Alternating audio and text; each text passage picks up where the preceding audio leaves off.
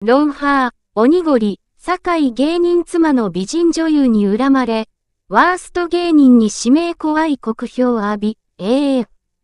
人の最低、悪口を白状。3日のテレビ朝日、ロンドンハーツでは、芸人の妻が選んだ好きな芸人 GP の未公開アンケート&バトルが放送された。写真、ワースト1、指名の芸人妻ベッドで出産直後とは思えない艶美肌。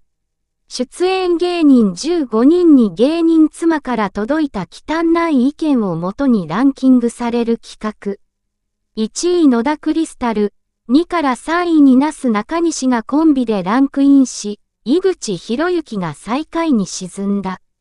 未公開編では、10位だった鬼越トマホーク坂井亮太に対して、ジャングルポケット太田博久の妻近藤千尋が、ワースト1にしていたと明かされた。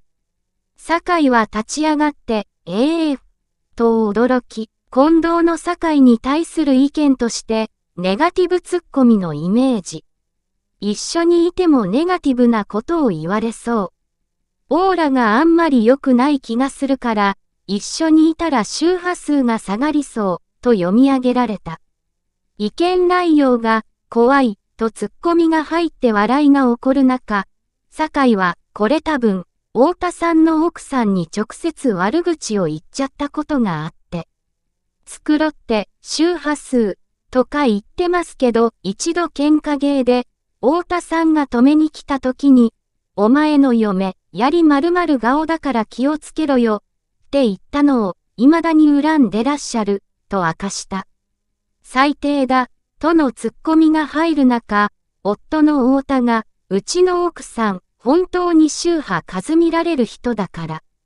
変な意味じゃなくて宇宙とつながってる、と主張して笑わせていた。